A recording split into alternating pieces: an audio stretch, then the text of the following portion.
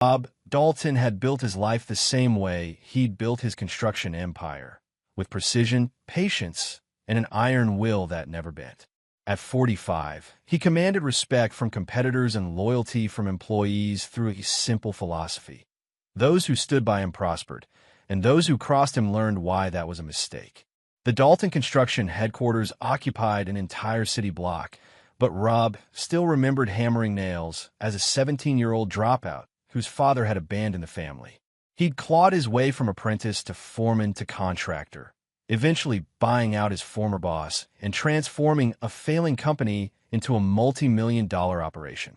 His marriage to Jennifer had been different, a rare moment when he'd let his guard down. She'd been 24, working as a dental hygienist, with honey blonde hair and a laugh that seemed genuine in a world full of pretense. Rob had been 30, already successful enough to provide the comfortable life she'd grown up without. "You saved me," Jennifer had whispered on their wedding night, tears glistening as she traced the scars on his knuckles from years of manual labor. 15 years later, those same hands signed million-dollar contracts and employed over 300 people. Their son Tyler, now 14, showed promise on the wrestling team, inheriting his father's determination if not his ruthless edge. Their daughter, Emma, 11, reminded Rob of Jennifer before life had hardened both of them.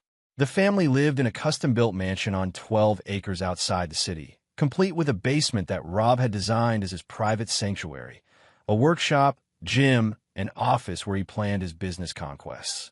Jennifer rarely ventured down there, claiming the concrete walls felt cold and prison-like. Rob had always prided himself on reading people, but lately, Jennifer had become unreadable. She'd started working out obsessively, buying expensive clothes, and taking mysterious phone calls that ended abruptly when he entered the room. When he questioned her, she'd laughed it off as finally taking care of myself. The first real crack in his suspicion had come 3 weeks ago when Tyler had asked, "Dad, why does Mom get so many deliveries when you're at work?" "What kind of deliveries?" "Flowers, mostly.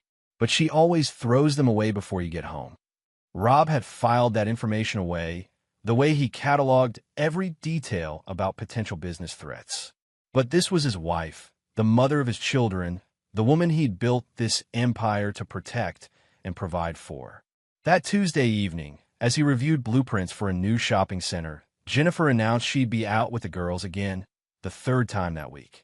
"Which girls?" Rob asked without looking up from his papers. "You don't know them. College friends visiting from Denver." Rob's pen stopped moving. Jennifer had attended community college locally and maintained exactly 0 friendships from that time. She'd never mentioned anyone from Denver. "Have fun," he said simply, watching her reflection in the window as she left. She was wearing a dress he'd never seen before, and her perfume was different, heavier, more expensive. Rob had survived in construction by trusting his instincts, and every instinct screamed that his foundation was cracking. Chapter 2. Cracks in the Surface. The private investigator's office occupied the 3rd floor of a downtown building Rob had renovated 5 years earlier. Charlie Morrison owed his lease renewal to Rob's generosity during the recession, a debt the former police detective seemed eager to repay. "I don't like doing this to friends," Charlie said, sliding a manila envelope across his desk. "But you need to see what you're dealing with." The photographs made Rob's jaw clench. Jennifer entering a downtown hotel. Jennifer in a restaurant, leaning across a table to kiss a man Rob recognized immediately. Derek Hoffman, the city planning commissioner who'd fast-tracked several of Rob's permit applications over the years. "How long?" Rob's voice remained steady, a skill learned from years of hiding weakness from competitors. "Best I can tell, about 8 months. Started around the time your company bid on the Riverside project." Rob studied Derek's face in the photos, all boyish charm and politician smile, 15 years younger than Rob and soft in all the places Rob was hardened by decades of physical labor. "There's more," Charlie continued. "They're not just meeting at hotels. She's been bringing him to your house. Your neighbors noticed his car there at least 6 times when you were out of town on business." The betrayal burned deeper than Rob had expected. Not just the adultery, but the calculated nature of it. Jennifer had been planning this, using his own success against him, leveraging his trust and his absences. The basement, Rob said quietly. What? She brought him to our basement. My workshop. The implications hit him like a physical blow. His sanctuary, the place where he'd built models with Tyler and helped Emma with science projects, defiled by his wife and a man he'd actually helped succeed. Charlie shifted uncomfortably. Rob, I've seen a lot of ugly divorces. Don't do anything that'll hurt your kids or put you in legal trouble. Rob stood, pocketing the envelope. I built this city, Charlie. Half the judges, most of the city council, and all the major contractors owe me favors. Derek Hoffman owes his career to my recommendations. What are you planning? Rob's smile held no warmth. I'm going to remind them both that some foundations, once cracked, can't be repaired. That night, Rob installed motion-activated cameras throughout his basement, hidden within the industrial lighting and ventilation systems he designed. If Jennifer wanted to use his sanctuary for her betrayal, he'd ensure every moment was documented. 3 days later, his phone buzzed with a security alert. The basement cameras had detected movement. Rob was 2 hours away, touring a construction site, but the live feed on his phone showed everything he needed to see.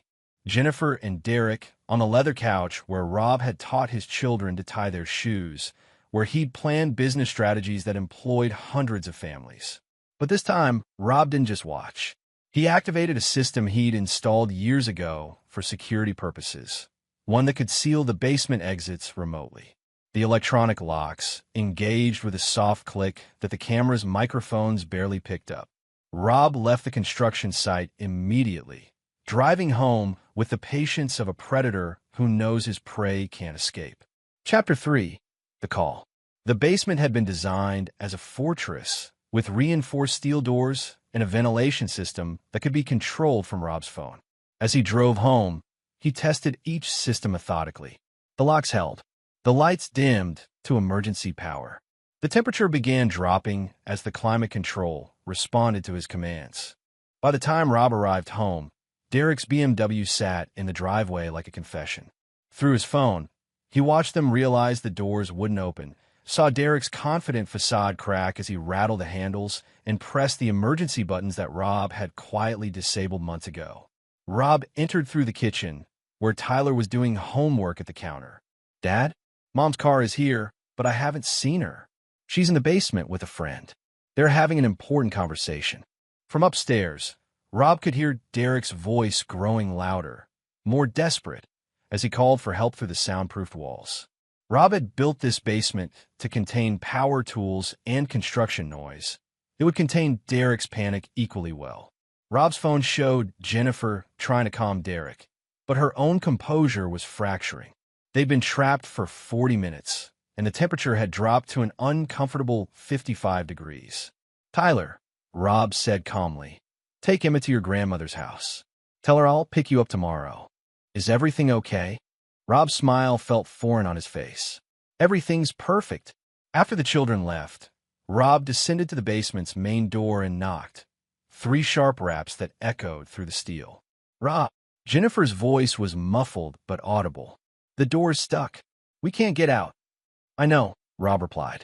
That's the point. The silence that followed was profound. Then Derek's voice, trying to sound authoritative. Rob, this is a misunderstanding. If you'll just open the door, we can explain. Explain what? How you've been fucking my wife in my house for 8 months. How you used the influence I gave you to destroy my marriage. Rob activated the intercom system he'd installed for communicating with workers during loud projects. Their voices came through crystal clear now. Rob, please. Jennifer's voice cracked. I can explain everything. No need. I have 8 months of bank records showing your new wardrobe, restaurant charges at places we've never been together, and hotel receipts. Charlie Morrison is very thorough. Derek tried a different approach. Look, this doesn't have to ruin anyone's career. We can work something out. You're right, Rob interrupted.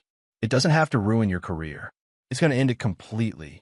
Rob pulled out his phone and made the first call to the mayor's office, where his donation history ensured immediate access. Tom, it's Rob Dalton. I need to discuss some irregularities in Derek Hoffman's permit approvals. Yes, I have documentation. Can you meet me tomorrow morning? The second call went to the president of Derek's bank, where Rob's construction loans represented their largest commercial account. Paul, I've discovered some concerning conflicts of interest involving Derek Hoffman's city position and his personal finances. I think you should know before it becomes public.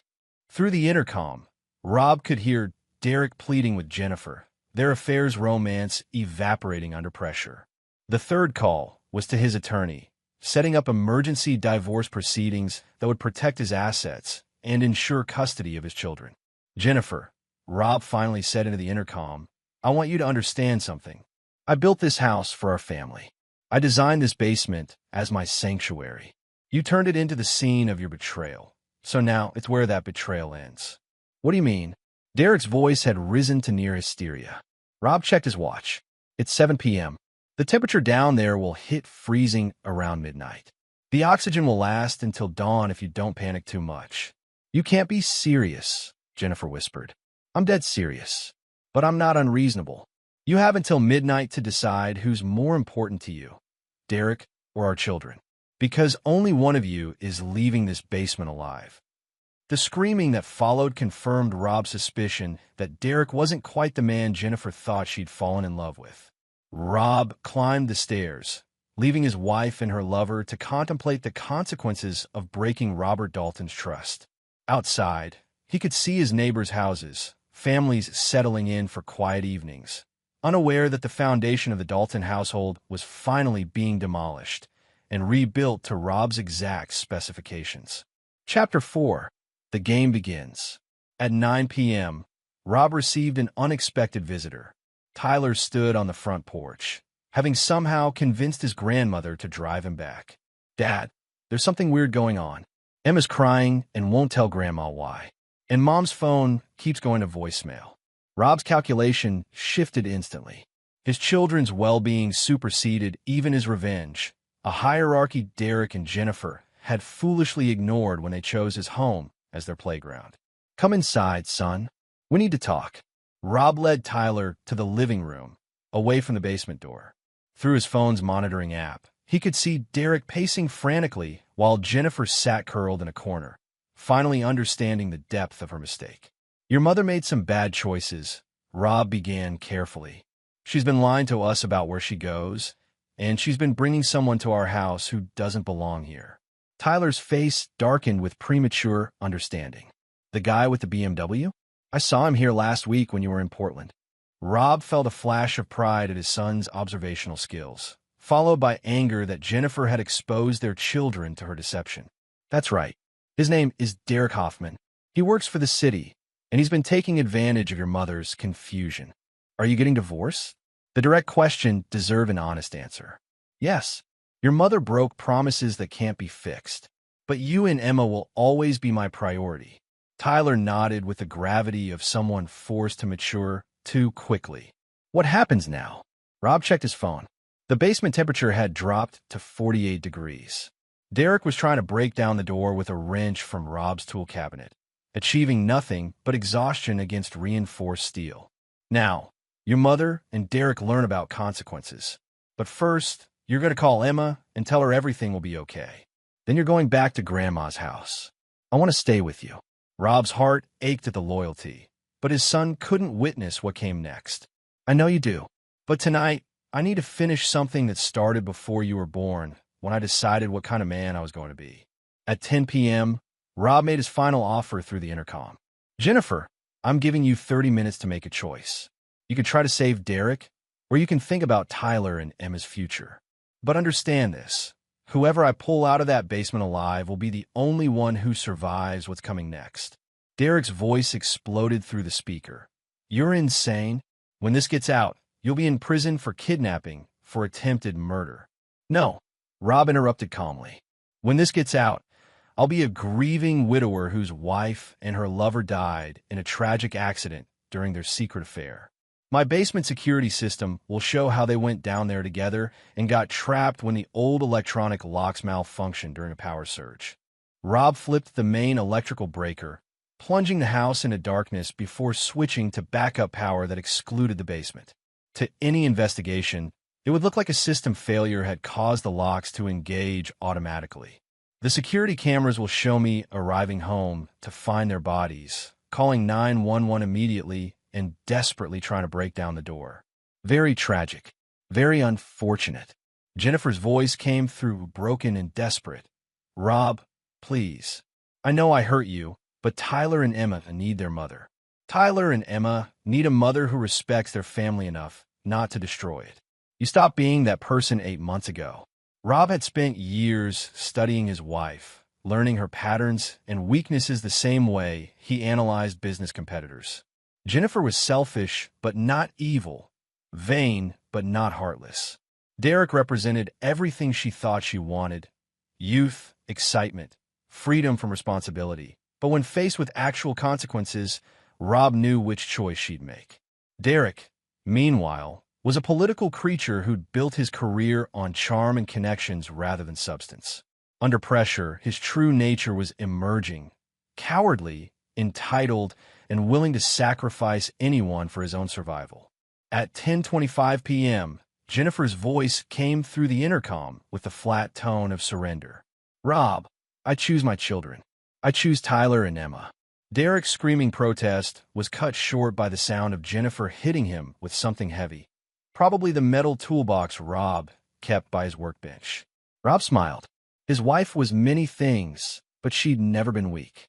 Chapter 5. Reconstruction. Rob waited until Derek's voice stopped coming through the intercom before engaging the basement's emergency release. The steel door opened with a hydraulic whisper, revealing Jennifer standing over Derek's unconscious form, her face streaked with tears and determination. Is he dead? Rob asked clinically. No, but he will be if you want him to be. Rob studied his wife in the emergency lighting, blonde hair disheveled, expensive dress torn, manicured hands bloodied from gripping the toolbox she'd used as a weapon. This was the woman he'd married before comfort and complacency had dulled her survival instincts. I don't want him dead, Rob said finally. Dead men can't suffer properly. Rob descended into his sanctuary, now reclaimed through violence and choice. Derek was breathing but unconscious, a gash across his forehead where Jennifer had struck him. Help me get him upstairs. Together, they carried Derek to the living room, Rob noting how Jennifer moved with purpose now, the affair's romantic delusion replaced by practical necessity. Rob, I need you to know. No explanations. Rob cut her off. Explanations are for people who made mistakes. You made choices. 8 months of calculated choices. Derek groaned back to consciousness as Rob zip-tied his hands behind his back, a skill learned from years of securing construction materials. What happens to him? Jennifer asked. Derek's going to help me send a message about the cost of betraying trust. Rob had spent the last 3 hours making calls, and the trap was already springing shut around Derek's life. By morning, his bank would freeze his accounts pending an investigation into irregularities in city permit approvals. His political allies would distance themselves from the scandal Rob's documentation had already put in motion. But that was just the beginning. Derek's eyes focused on Rob with the desperate clarity of a cornered animal. You can't do this. I have rights. You had rights, Rob corrected. You also had a wife, a career, and a future. All things you gambled away when you decided to fuck my wife in my house. Rob pulled out his phone and showed Derek a photo. Derek's wife Linda at their suburban home, unaware that her husband's affair was about to destroy everything she'd built her life around. Linda's going to receive some interesting photographs tomorrow, along with bank records showing how you've been spending city money on hotel rooms and gifts for your mistress. Derek's face went white. Linda doesn't deserve this. Neither did my children, Rob replied. But you made your choice when you involved our families in your selfishness. Jennifer watched this exchange with growing understanding. She thought her affair was about love and excitement, but Rob was showing her the brutal mathematics of betrayal, how every action created consequences that spread like cracks through multiple foundations. What do you want from me? Derek whispered. Rob's smile was sharp as construction steel. I want you to disappear. Tonight. Forever. Because if I ever see you again, if you ever contact my wife or approach my children, I'll finish what Jennifer started in that basement. And go where? Do what? You're destroying my entire life. I'm giving you the chance to start over somewhere else, which is more mercy than you showed my family. Take it. Rob cut Derek's zip ties and watched him stumble toward the door. His political confidence shattered along with his skull. Derek would leave town, Rob knew. Men like him always ran when confronted with real consequences. As Derek's BMW disappeared down the driveway, Jennifer finally spoke.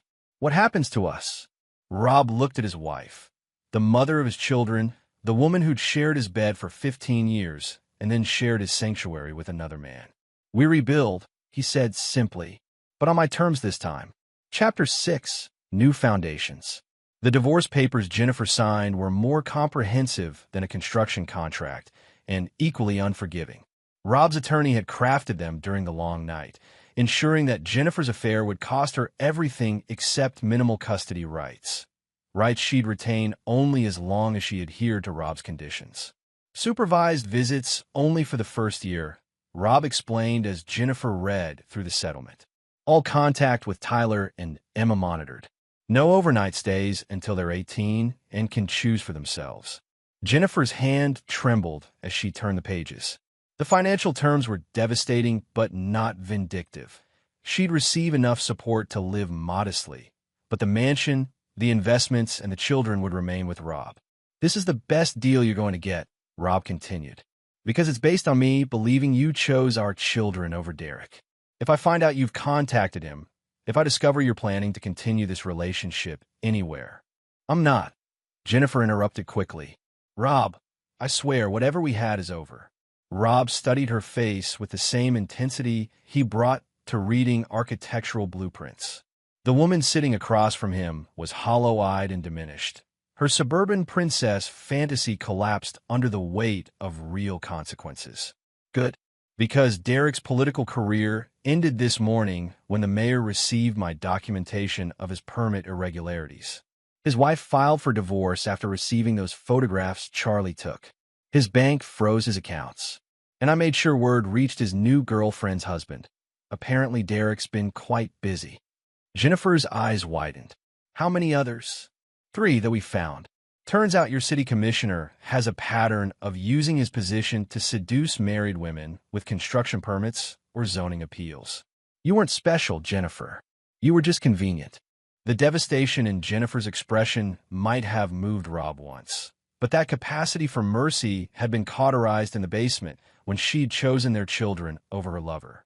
Tyler and Emma returned from their grandmother's house that afternoon to find their mother packing suitcases and their father making dinner with unusual attention to detail. Are you leaving, Mom? Emma asked with 11-year-old directness. Jennifer knelt to her daughter's eye level. For a while, sweetheart. Mommy made some mistakes that hurt Daddy and our family. I need to go away and think about how to fix them. Tyler, more perceptive at 14, watched his father's reaction. Rob's face remained impassive, but Tyler caught the slight nod. Approval for Jennifer's honesty, rare enough to be noteworthy. Will you visit us? Emma's voice was small. Every weekend, Jennifer promised, glancing at Rob for confirmation. He nodded again. The custody arrangement would allow that much. After Jennifer left for her new apartment across town, Rob sat with his children at the kitchen table where they'd shared thousands of meals as a family. Is this our fault? Emma asked. Did we do something wrong? Rob's chest tightened.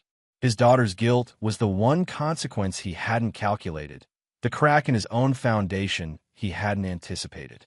No, baby girl. This is about choices adults made. Your mother chose to break promises she made to me, and I chose not to accept that. Those were our decisions, not yours. Tyler, wrestling with his own understanding, asked, Dad, are you going to be okay?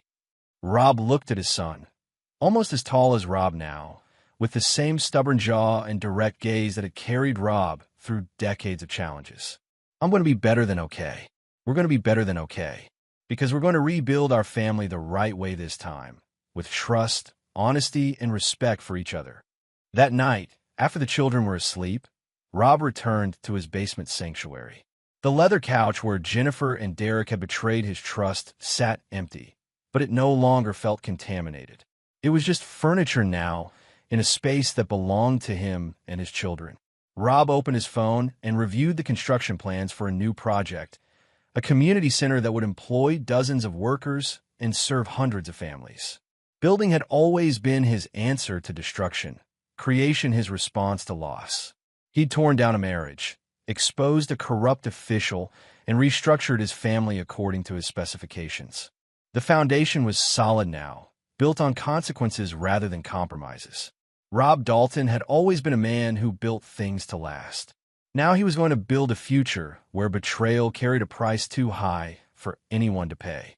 Chapter 7: The Reckoning. 6 months later, Rob's reconstruction was nearly complete.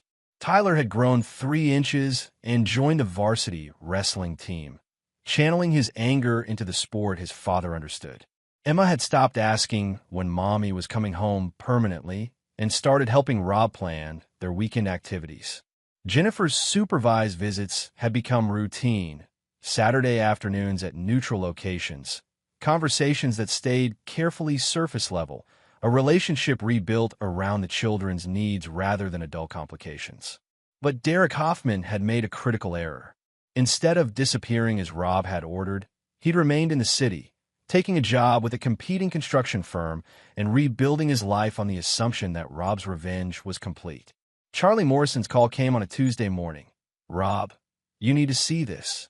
The photograph showed Derek meeting with Vincent Torres, owner of Torres Construction, Rob's primary competitor for city contracts. The images captured handshakes, document exchanges, and what appeared to be very friendly negotiations. "They're planning something," Charlie explained. "Derek's been feeding Torres information about your bid processes, your client relationships, everything he learned during his time with the Planning Commission." Rob studied the photos with the cold analysis that had built his empire. Derek had violated the fundamental rule of defeated enemies. He tried to rebuild by attacking rather than retreating. "There's more," Charlie continued. "Derek's been telling people around town that you kidnapped him, that you threatened his life. He's building a case that you're mentally unstable and dangerous to work with." Rob smiled, recognizing the pattern. Derek was attempting to use Rob's own reputation for ruthlessness against him, turning strength into weakness through clever narrative construction. "Has Torres filed any formal complaints? Gone to the police?" "No. Derek's smart enough to know he can't prove anything, and Torres doesn't want to risk your political connections. But they're definitely planning to damage your business reputation." Rob made 2 phone calls. The first was to his attorney, requesting documentation of every city contract Derek had influenced during his affair with Jennifer. The second was to Vincent Torres directly. "Vincent, it's Rob Dalton. I think we should meet. I have some information about Derek Hoffman that affects both our businesses." The meeting took place at Rob's office, in the conference room, where he'd negotiated $100 million projects. Vincent Torres arrived with Derek in tow, clearly expecting some kind of showdown. Rob had prepared differently. "Gentlemen, thank you for coming. Vincent, I assume Derek has told you about our personal difficulties?" Torres nodded cautiously. "He mentioned some problems with your wife. Did he mention that during his affair with Jennifer, he used his position on the Planning Commission to fast-track my permit applications in exchange for her companionship?" The question hung in the air like construction dust. Derek's face went pale as Rob continued. "Did he explain that every project approval he influenced while sleeping with my wife constitutes corruption of public office? Or that the FBI is very interested in his pattern of trading permits for sexual favors with multiple married women?" Rob slid a folder across the table, not to Derek but to Torres. "Vincent, you've built a respectable business over 20 years. Are you sure you want to associate with someone whose very presence makes every contract he touches legally questionable?" Torres opened the folder, his expression growing darker as he read. Rob had documented everything. Derek's permit approvals, the timeline of his affair with Jennifer, the pattern of corruption that extended far beyond one relationship. "This is all circumstantial," Derek protested, but his voice lacked conviction. "Actually, it's not," Rob replied calmly, "because Jennifer has agreed to testify about every conversation where you discussed manipulating city processes. Every time you bragged about your influence. Every promise you made to smooth the way for projects in exchange for continued access to my wife. Derek's political instincts finally recognized the trap. Rob hadn't just documented the affair. He created a legal framework that made Derek's very existence a liability to anyone who worked with him. "You're bluffing," Derek said desperately. "Jennifer would never." "Jennifer will do whatever protects her children's future," Rob interrupted. "And her children's future depends on their father maintaining his business and reputation. You're not just my enemy, Derek. You're a threat to Tyler and Emma's inheritance." Vincent Torres closed the folder and looked at Derek with the expression of a man cutting loose dead weight. "Derek, I think our business relationship is concluded." Derek left the building alone, his brief comeback shattered by the same miscalculation that had cost him everything the first time, underestimating Robert Dalton's capacity for patient, thorough destruction. Chapter 8. The Final Blow. Derek's desperation made him dangerous in ways Rob hadn't anticipated.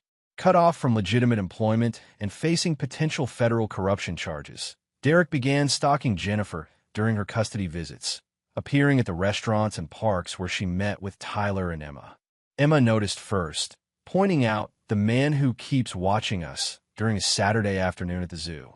Tyler, now 15 and protective of his sister, was ready to confront Derek directly. "No," Rob said firmly when Tyler suggested action. "Derek is trying to provoke us into doing something stupid. We're going to be smarter than that." But Derek's harassment escalated. He followed Jennifer home from her custody visits, left threatening messages on her apartment voicemail, and began spreading rumors that Rob had threatened to kill him, all carefully crafted to build a case for police intervention without admitting his own criminal behavior. The breaking point came when Derek approached Emma directly outside her school, claiming to be a friend of Mommy's who needed to talk to her about her father. Emma, trained by Rob's careful lessons about strangers, ran to the school office instead of listening. But the incident crossed every line Rob had established for protecting his children.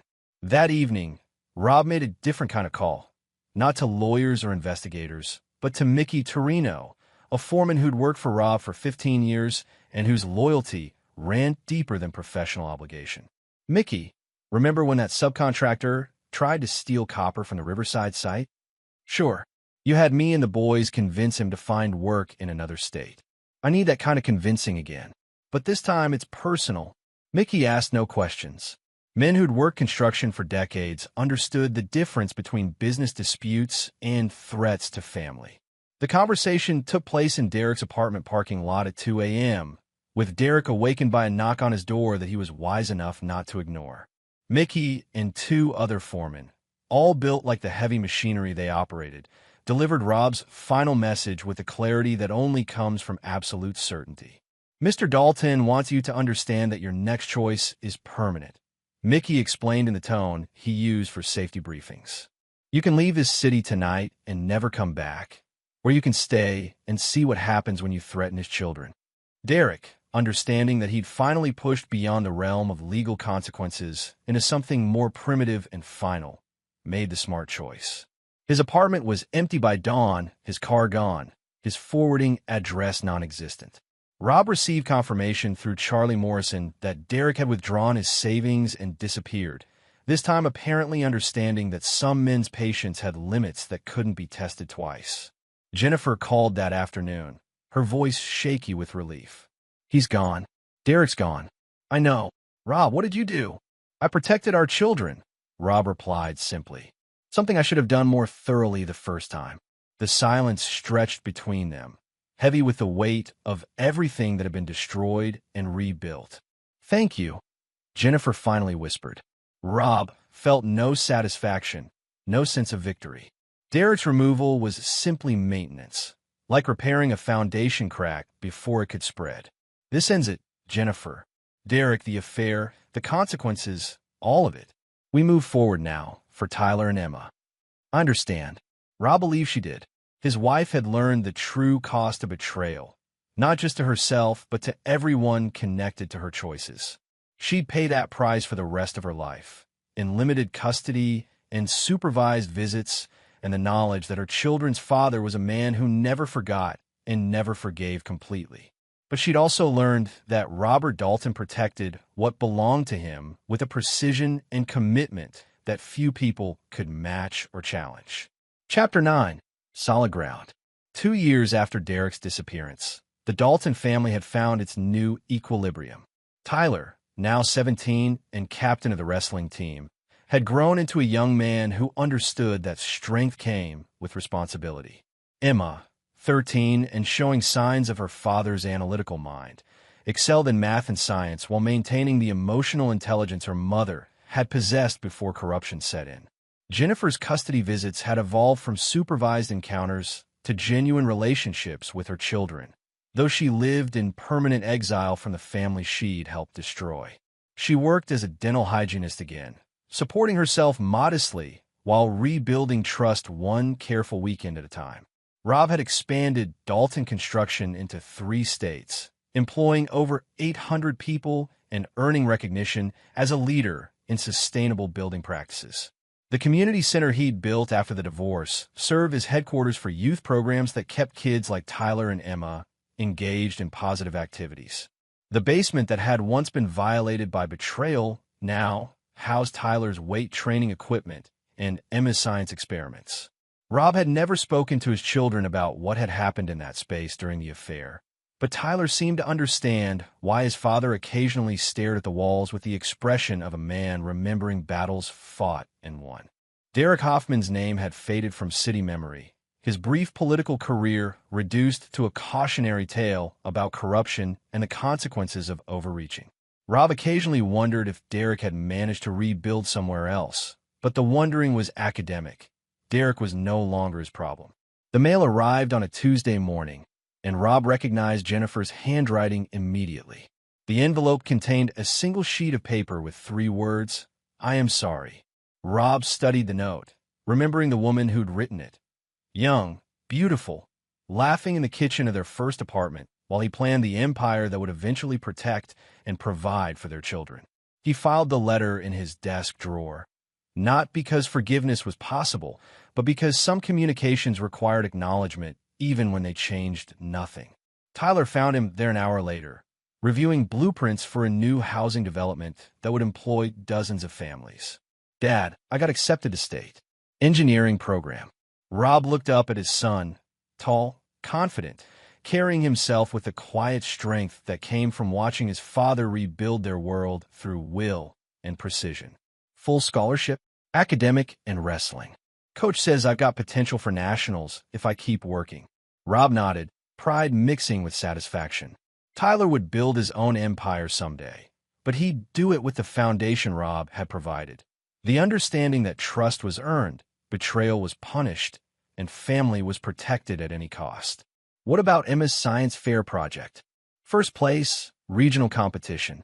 She's going to states with that water purification system you helped her design. Rob smiled, thinking of his daughter's brilliance applied to solving real problems rather than creating them.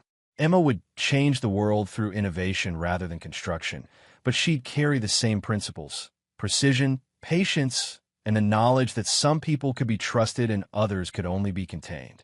That evening, as Rob tucked Emma into bed, she asked the question he'd been expecting for months. "Dad, do you think Mom will ever come home for good?" Rob considered his answer carefully, weighing honesty against hope. "No, sweetheart, but that doesn't mean our family is broken. It just means we rebuilt it stronger." Emma nodded with the acceptance of a child who'd learned that strength sometimes required difficult choices. "I love you, Dad. I love you too, baby girl." Rob turned off her bedroom light and walked to his study, where the blueprints for tomorrow's projects waited on his desk. Through the window, he could see the lights of the city he'd helped build, the neighborhoods where his employees lived, the schools and hospitals and community centers that bore his company's signature. Robert Dalton had learned long ago that some foundations, once cracked, could never be repaired, only demolished and rebuilt according to better specifications. He'd applied that knowledge to his marriage, his business, and his family with the same precision he brought to construction projects. The results were solid, functional, and built to last. Outside, The city hummed with the quiet activity of people living their lives on foundations they trusted to hold.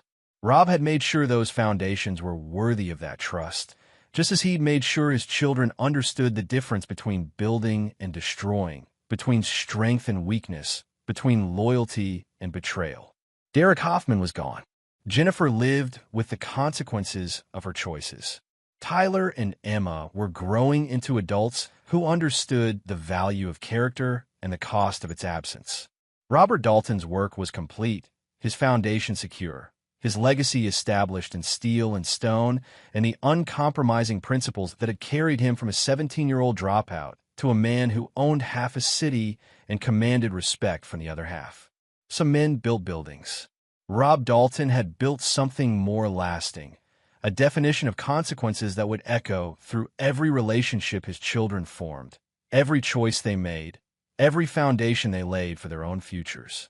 In a world full of compromise and second chances, Robert Dalton had created something rare, absolute accountability. And in doing so, he'd ensured that the Dalton name would be associated with strength, precision, and the unforgiving mathematics of trust for generations to come. And there you have it. Another story comes to an end. What did you think? I'd love to hear your thoughts in the comments below. If you enjoy this story, consider joining our community by subscribing. It means the world to us. For more stories like this one, check out the recommended videos on screen. And I'll see you there.